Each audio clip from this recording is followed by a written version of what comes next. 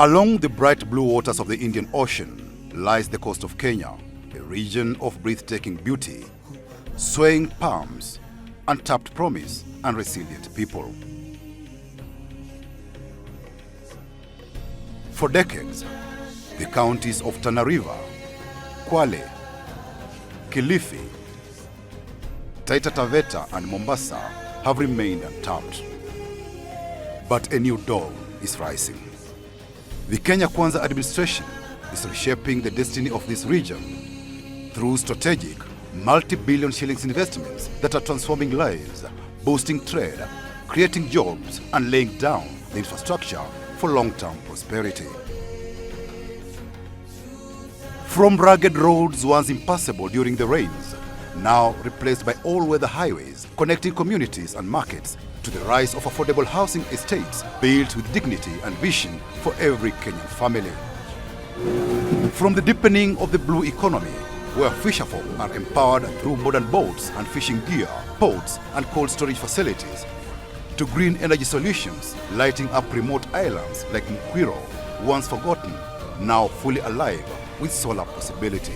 It is a bold declaration of equity, inclusion, and national progress. This is the story of Kenya's coast, a story of infrastructure, energy, housing, farming, mining, and a thriving ocean economy. This is the face of a government's promise in action. This is the future being built now.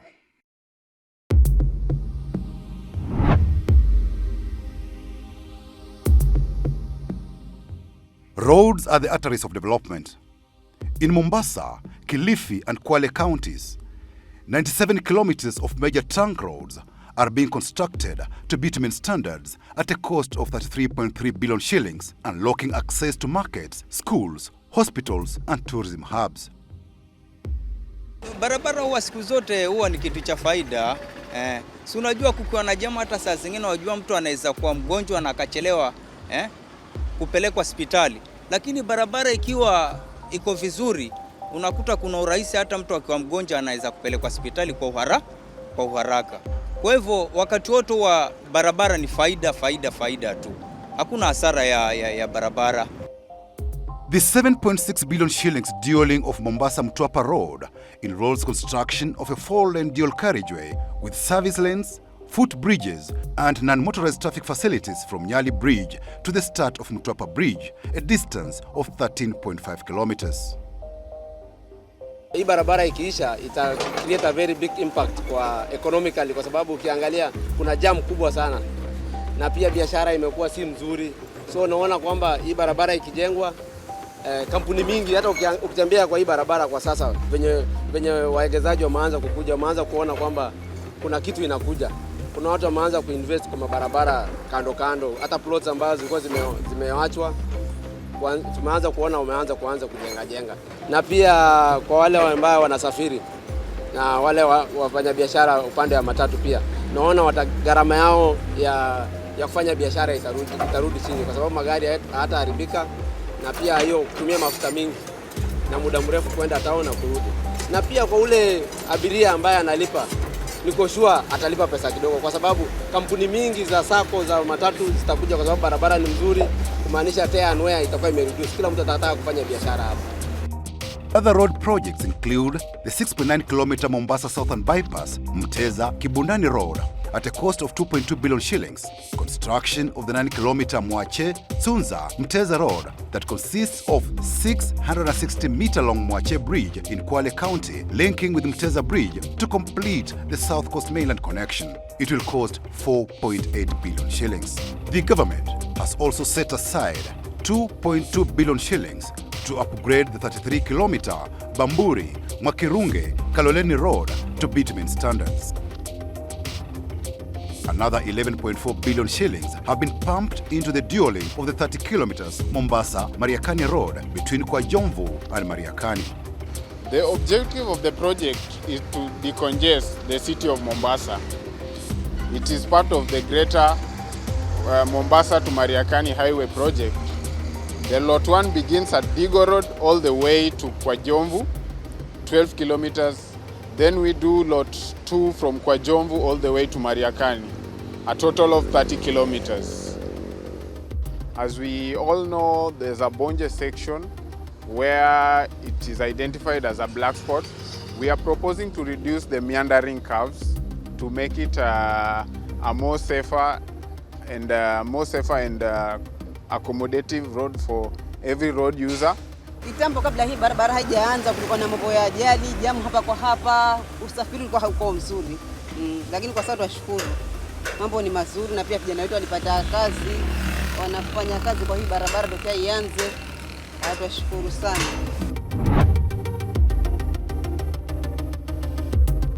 In Nyali, Diani and Matuga, the government has injected 8 billion shillings through the affordable housing program to construct state-of-the-art houses that will provide dignity, security and shelter to citizens from all walks of life. Mradi vile nilipata kibarua, vile nilipata na weka pesa kidogo kidogo, nataka hata ikiwezekana nichukue nyumba yangu hapa. Hiyo ndo imani yenye niko nayo na naona nitaweza faulu. The Diani White House Affordable Housing Project is strategically located within Msambweni constituency, Kwale County. 154 units are being constructed at the second beachfront area at a cost of 554 million shillings. This development aims to offer a diverse range of residential options, including social, affordable and market-rate housing units designed to cater for various income groups. The Matuga Affordable Housing Project in Kwale Town will deliver 213 affordable housing units, 8 commercial units, a kindergarten, a basketball pitch and a playground at a cost of 527 million shillings. The Nyali Affordable Housing Project sits on a 23-acre piece of land at VOK near Bombolulu along the Mombasa-Malindi Highway. The 6.9 billion shillings project aims to construct 1,976 housing units. Out of these, 700 units will benefit low-income earners, another 700 units the middle class, while the remaining 576 units will cater for the high-income market. Wenzangu walambe hawana kazi. Pia hapa kuna kazi ambazo zitawaboost, ambazo zitawaepusha na mabalaa huko nje ya kuiba, ukora. Mweza kuja mkajiunga na hao wenye ambao kwa mjengo pia mkapata riziki yenu ya halali. Other amenities include an early childhood development center, primary and secondary schools, a playground, a health facility, a police post and a market with 1,000 stalls and a commercial center. The design of the units takes care of solar. We have solar devices to shield the windows from the sun. The heights of the buildings of the units, within the units, designed such that there's enough airflow. We have windows cutting across the blocks so that we have natural ventilation in the buildings. The position of the blocks is such that the sun does not go into the buildings directly. Mombasa is really transforming. Mombasa is a tourist hub, and so having communities that where you have both residential and commercial, it's a way of life that majority of Mombasa residents are preferring. And if you really go around Nyali, you'll find a lot of interactions between commercial spaces and residential. In the arid plains of Tana River and Kilifi, water is being turned into wealth. The Bora Irrigation and Settlement Scheme has been rehabilitated at a cost of 1.8 billion shillings through upgrading from pump system to gravity-fed system. This will allow reliable irrigation of over 25,000 acres of farmland, boosting food production and securing livelihoods for thousands of farmers. Katika hii miradi ya gravity ya Bora scheme inatusaidia sana. Zamani tulikuwa tunapata maji kupitia pump, kwa mwezi tulikuwa tunatumia milioni 10 kupampu ya mashine. Lakini kwa uwezo Mwenyezi Mungu, uwezo serikali kuu Mheshimiwa Ruto, tumeng'ang'ana tukapata ya gravity. Kuanzia saa hii sidhani kama kuna mtoto atoke hapa county ama atoke Bora scheme aende tafuta kazi mahali nyingine, kwa sababu biashara iko. Chote bwana anaweza jisaidia na kilimo. Kwa hivyo mimi lengo langu baada ya miaka 2 ijayo hutaona mtoto bura kutoka bura aende mahali kutafuta kazi. Overseen by the National Irrigation Authority, the project entails the construction of the Korakora gravity intake, which includes submerged weir, diversion canal, head regulator and sedimentation basin.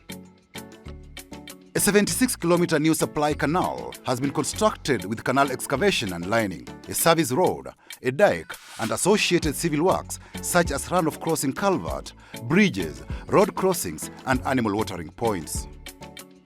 We have diversified into various enterprises. We've seen farmers who are doing onion. We have seen farmers now who are doing rice crop, horticultural crops and maize for consumption and for seed.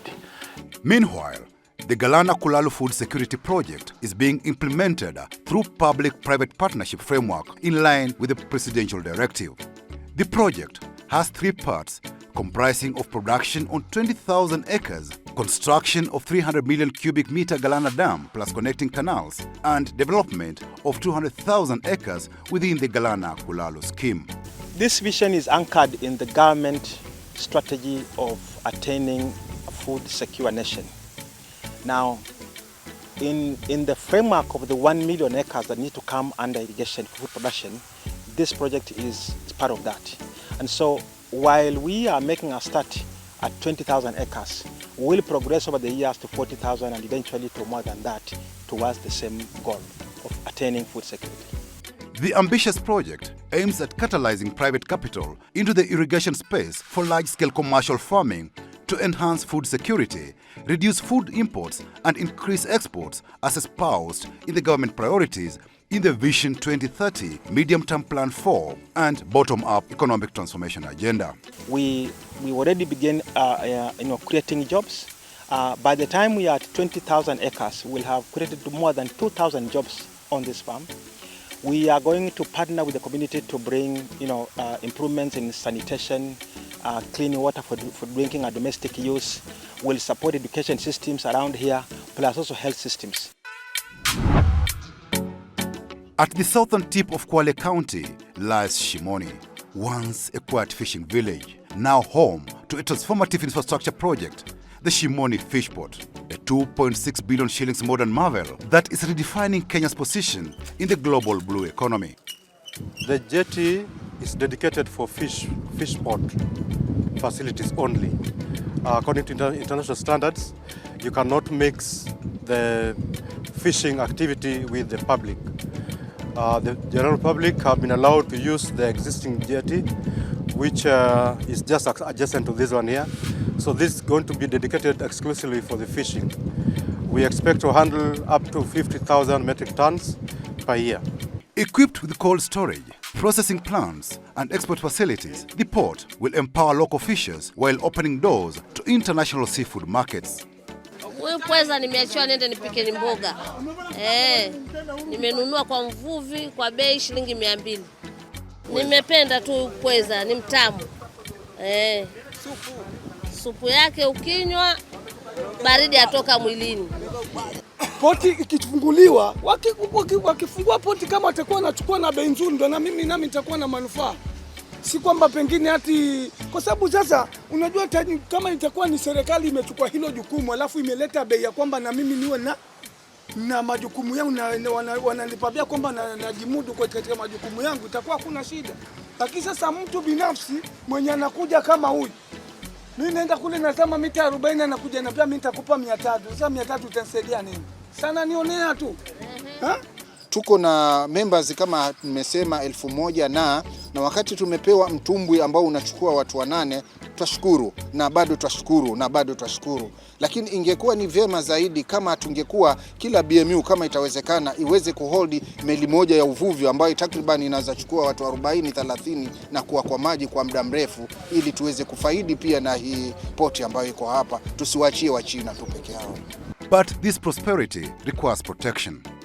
Enter the Kenya Coast Guard Service, the vigilant guardian of Kenya's territorial waters. From cracking down on illegal, unreported and unregulated fishing to protecting marine ecosystems and safeguarding fishers' livelihoods, the Coast Guard ensures that our ocean wealth benefits the people of Kenya. for us to ensure that there is an enabling environment for the blue economy to flourish or thrive in Kenya, there is need for security and safety.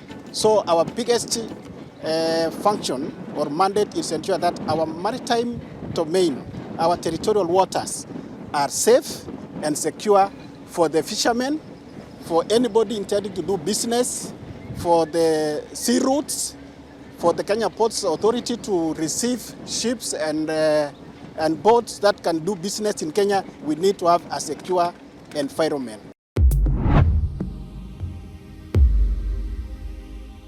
Deep within the lush highlands of Taita Taveta County lies one of Kenya's hidden treasures, the Savorite.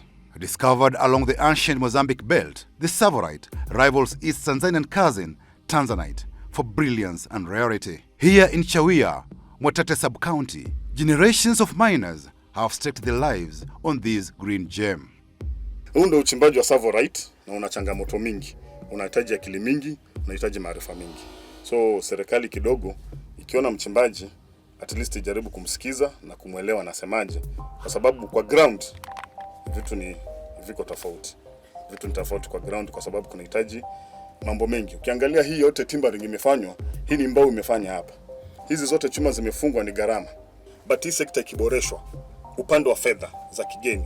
Nimetangulia kusema branding. Hii Savorite serikali ikichipu in brand kwa kiwango cha juu, basi italeta wanunuzi wengi kutoka nje na italeta dola ya kutosha. Na kwa sababu kukiingia dola, basi kumeingia uchumi umefanya nini? Umeamka. So tulikuwa tunaomba serikali ili haya madini tuyavune kwa urahisi. Maana mashimo mengi yakifika kwenye kuanzia 200 meters kwenda mbele, basi inakuwa ni mwisho.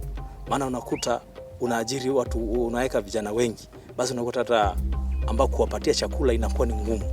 Sasa tulikuwa tunaomba serikali ikiwa inaweza mashimo kama tupate mashimo, hata tutake mashimo mengi, mashimo kama 10, serikali tushike mkono waeke hii moonrop itusaidie.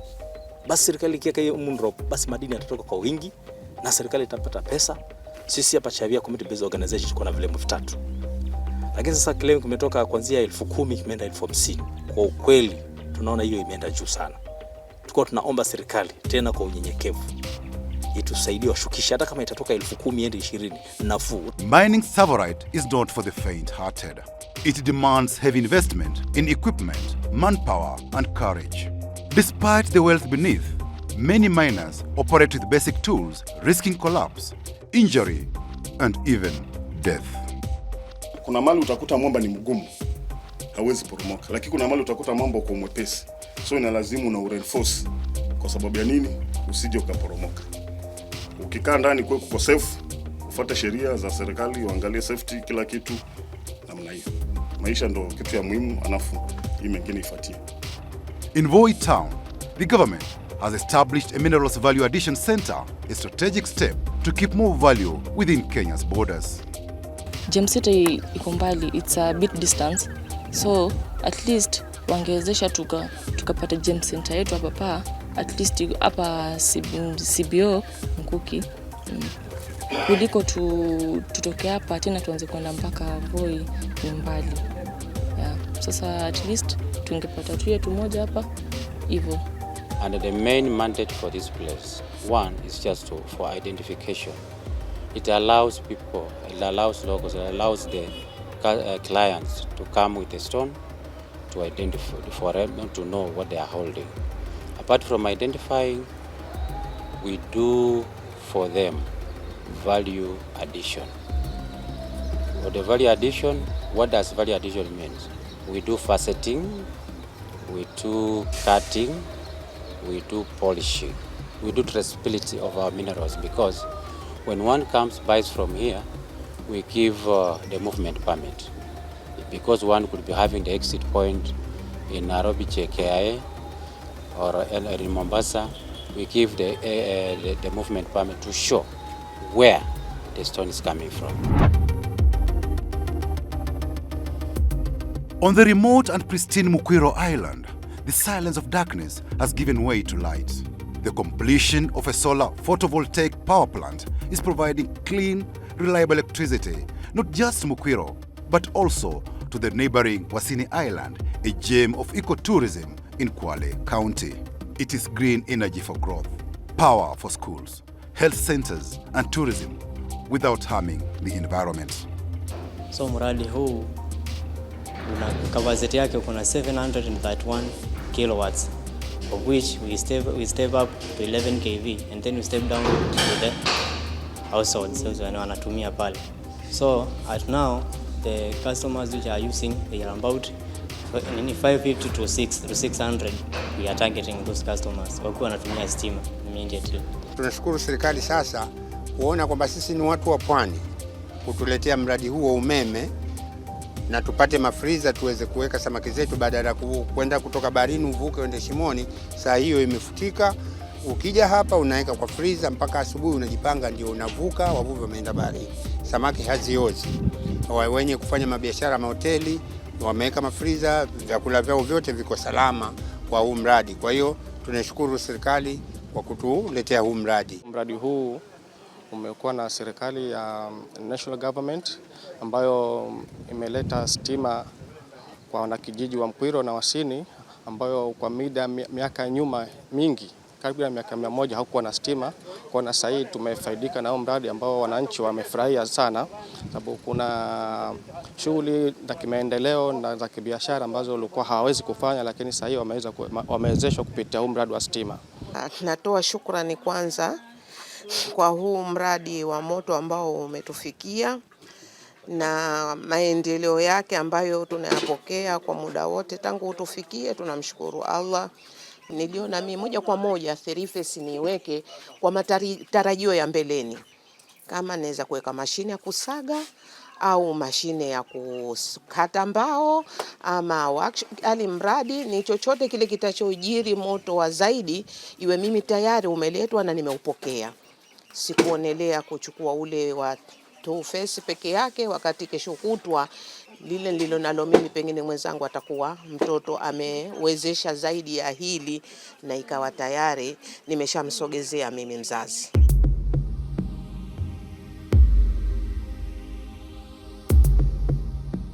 From the depths of the sea to the heart of the land, Kenya's coastal region is transforming. Through strategic national investments, lives are changing. Hope is rising and the promise of prosperity is being fulfilled. This is not just development. This is the national government's commitment to equity, to inclusion, and to prosperity for all.